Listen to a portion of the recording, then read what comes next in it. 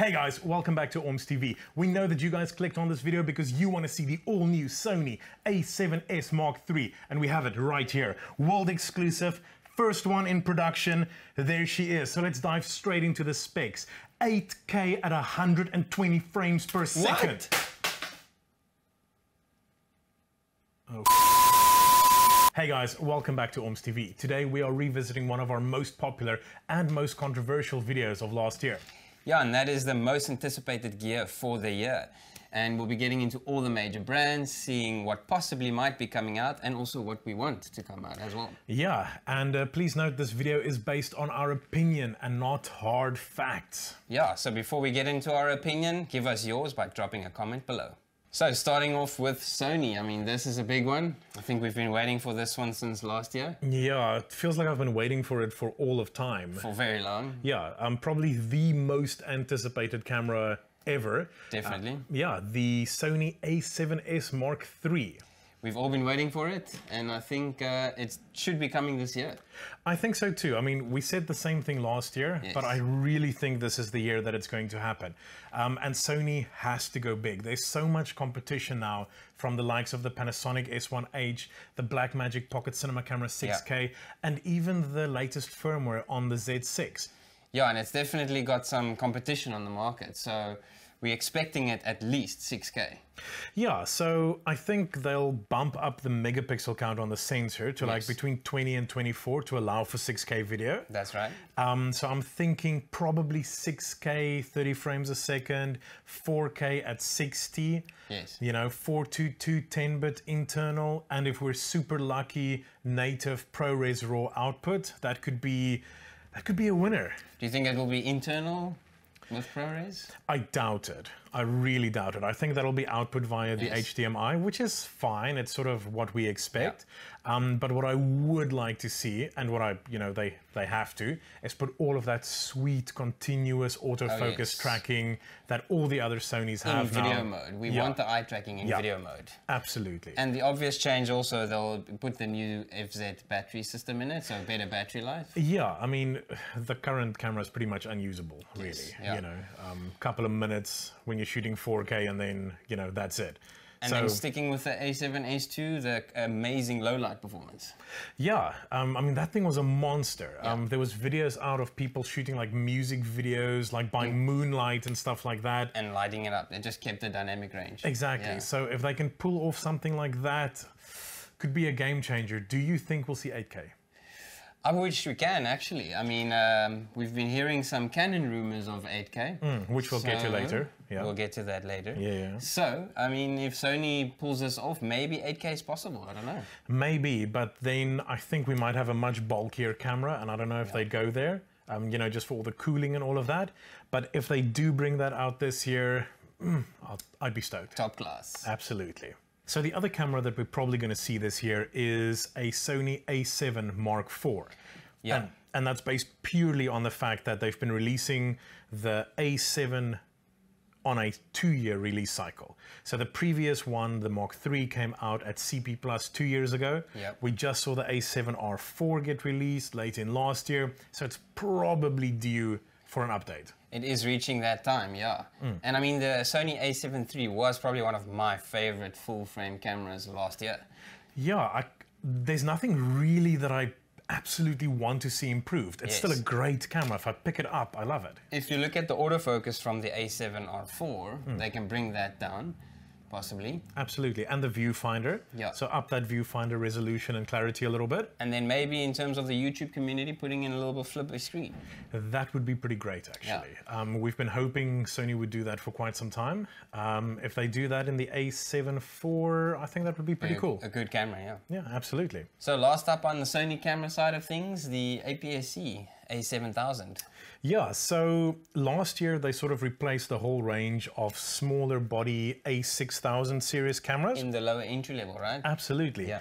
And personally, I'd really like to see a APS-C sensor, but in the body of the A7. Yeah, so something a little bit meatier, a little bit chunkier, and that can possibly do great in terms of wildlife.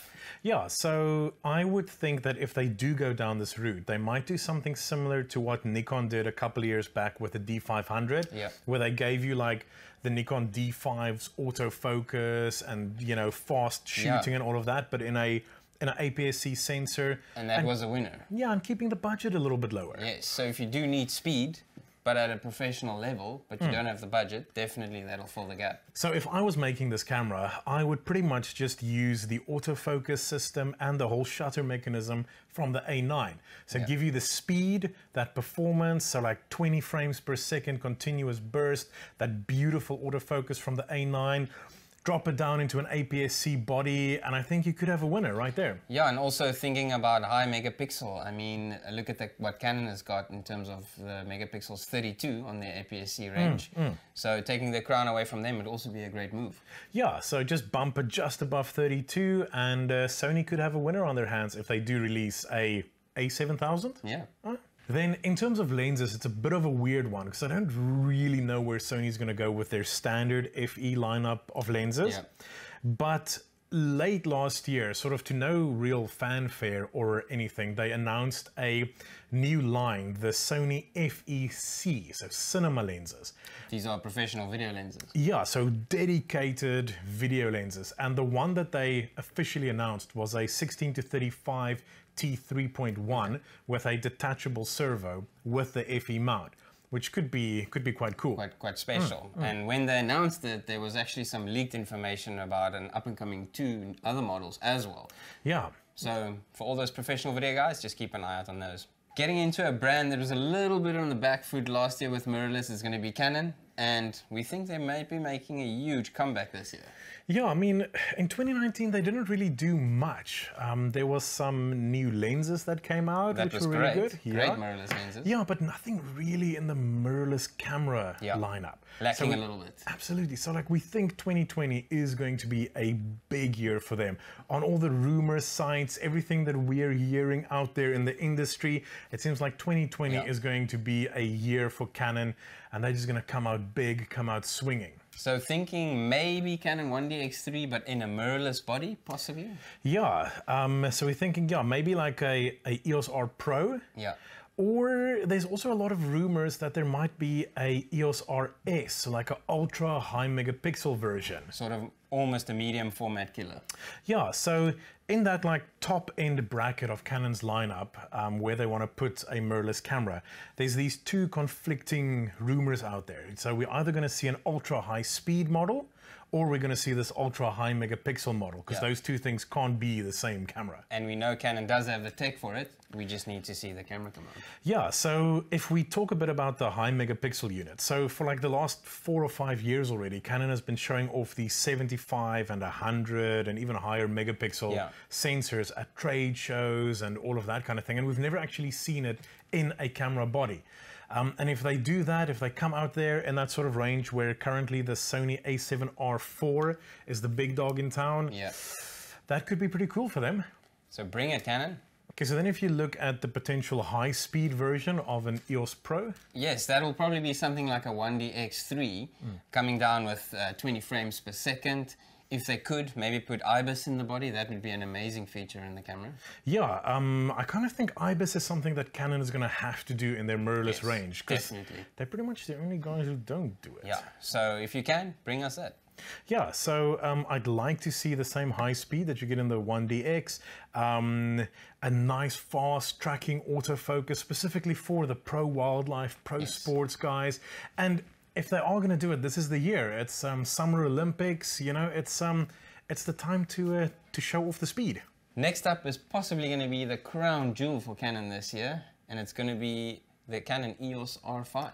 Yeah, so this camera is leaking heavy in the rumors at the moment. Specs are all over. Absolutely, and we might see a development announcement or something similar as early as the 13th of Feb. Which is next week.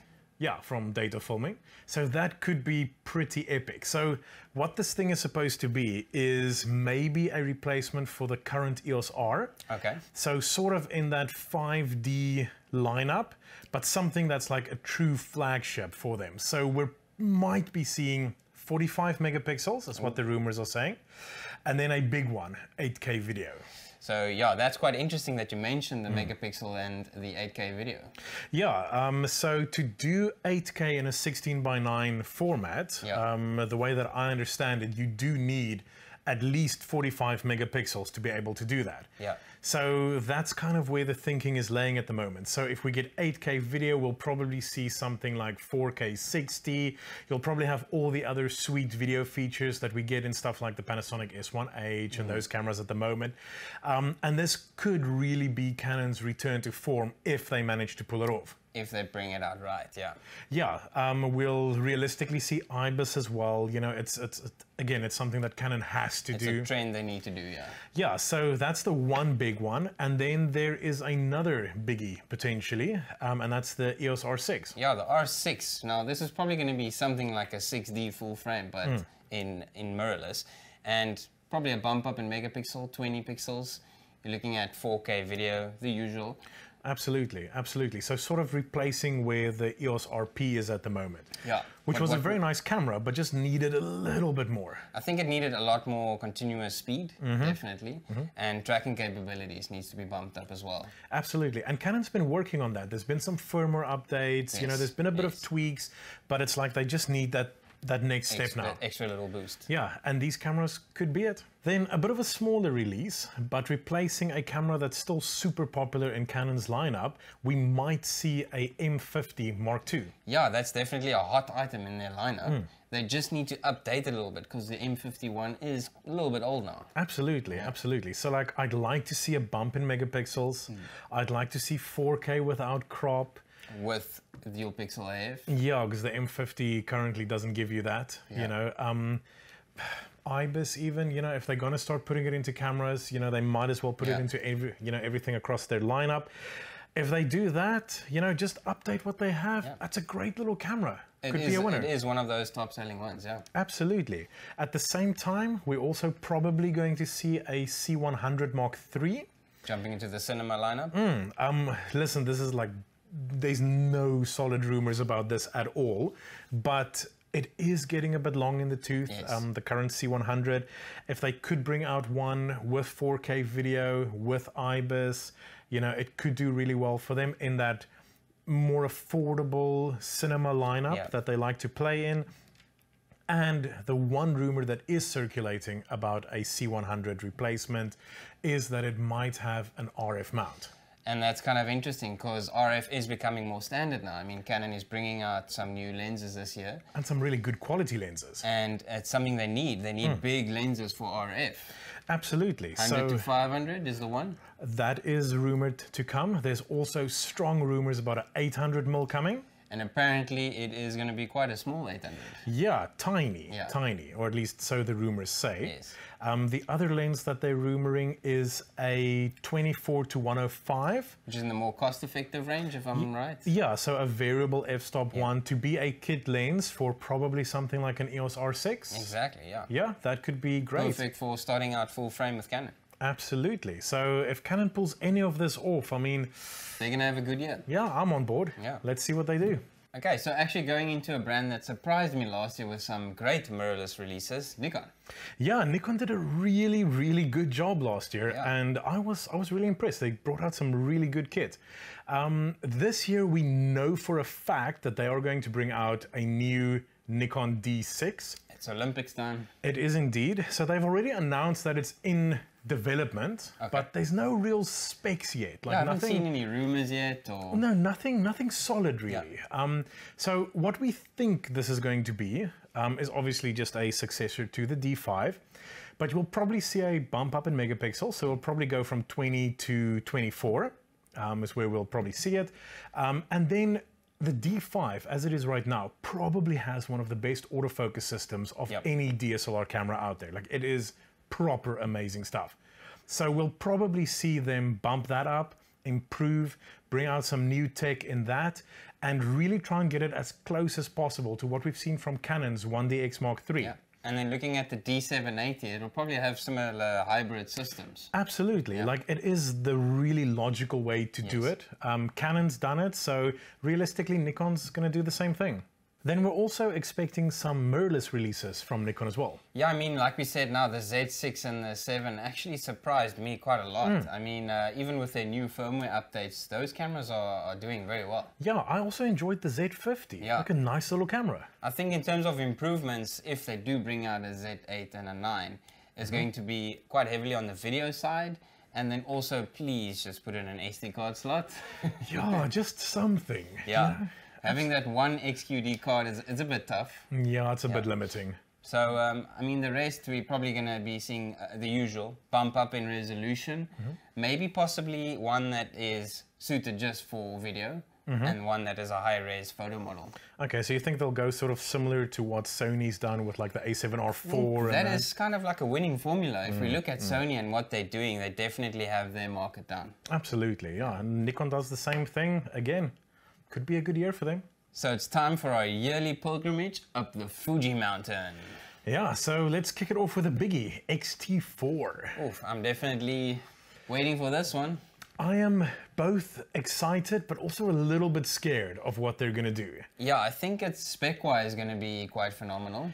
Yeah, so all the leaks and all the rumors out there are sort of indicating that it's going to be that next step up from where the XT3 is. So probably going to replace both the XT3 and the XH1 and sort of be this ultimate hybrid stills and video camera. 2-in-1 beast. Yeah, and just before we get into anything else, I just want to say that that does kind of scare me a little bit, because the moment that you have to put the IBIS and all of those things into it, Fuji's going to sort of have to lose that aesthetic that is so true to the XT3 and the XT30s and all of those. Smaller, thinner bodies. Yeah, and if it goes too big, then it might be not so great. I don't know. Look, it'll probably be an amazing camera either way. So the rumors are saying that we're looking at about 6K at 60 frames a second. Which is going to be crazy if it's true. Yeah, that could be amazing. Also 4K 60, but at higher bit rates, and probably have ProRes in there as well. And we have seen that Fuji is doing a new battery as well. Exactly. Which will probably indicate the bigger grip, a bigger body. So probably IBIS as well then. Absolutely. The nice thing about a bigger battery though is better battery life. On the XT3, when you're shooting video, it is a little bit limited. It's better if you have the battery grip on there and all of that. But look, if they pull it off, they pull it off.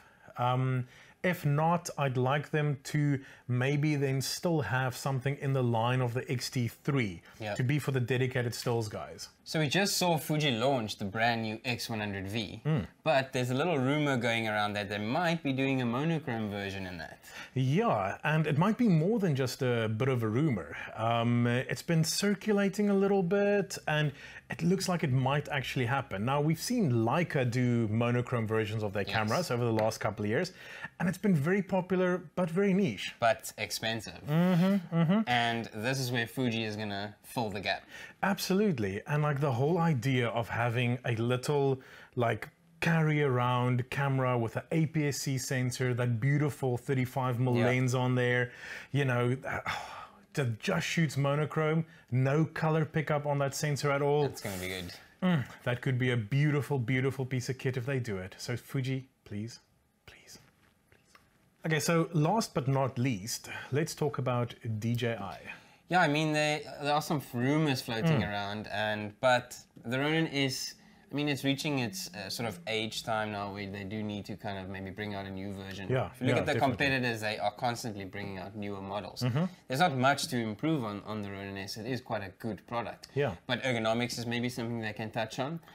Maybe add some extra software features in the app, which is quite great as well. Absolutely. Maybe carry more weight as well.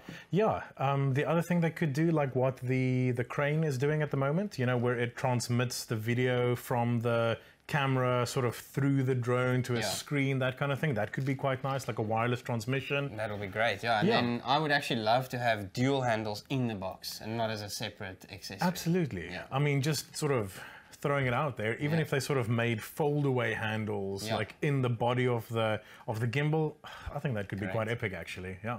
So then I would just like to touch on a rumor that's been floating for almost 2 years now. A very long time, yeah. Yeah, and that's the Phantom 5. I mean, we've even seen leaked images about it, even though we're not sure if it's true or not. Exactly, but it's been like, it's literally been years now where they've leaked the drone with the removable lenses and the 1-inch sensor and all of that kind of stuff. And it's always looked really cool and it just never comes out. Yeah, and so either they're holding back or they may be improving it a little bit more. Yeah, I don't know. I also think maybe they've scrapped it. DJI themselves have just put the Phantom 4 Pro V2 back on sale after removing it for like a good couple of months. It's back, you can buy it again.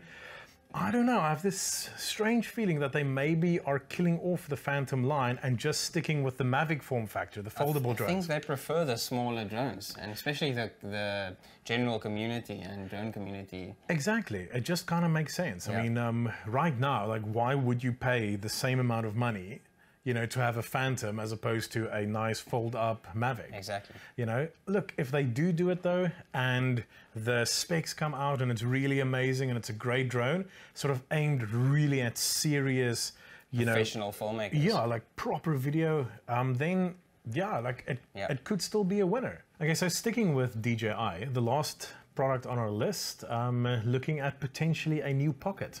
Yeah, I mean, the Pocket series from DJI is extremely popular. Yeah. And I mean, it's the perfect sort of small vlogging kind of setup, or if you're just making general content for your business. Yeah, and it's proper amazing. It is due for an upgrade, I think. Maybe bump up the specs a little bit. Maybe a larger sensor. What do you think? Yeah, I mean, I think we might see a Osmo Pocket Pro. So like keep the current Pocket where it is, like at a nice sort of relatively affordable place, and just bring out a new model, Osmo Pocket Pro, bigger sensor, slightly bigger unit, still nowhere near where the previous line of Osmos was, but bring out that big sensor, bigger quality unit. That could be pretty interesting. So let's wait up and see. Now, to end off this video, we need to acknowledge the fact that yes, we did not cover any major cine cameras coming out or any medium format monsters that might be released this year. And the simple reason for that is it's not our field of expertise. Sorry, there will be other videos on YouTube that cover that, so maybe hit those guys up. But thank you very much for watching this, our most anticipated gear for 2020 video. Yeah, and consider subscribing if you guys enjoy the content, and there'll be a new video next week. We'll see you then. Cheers.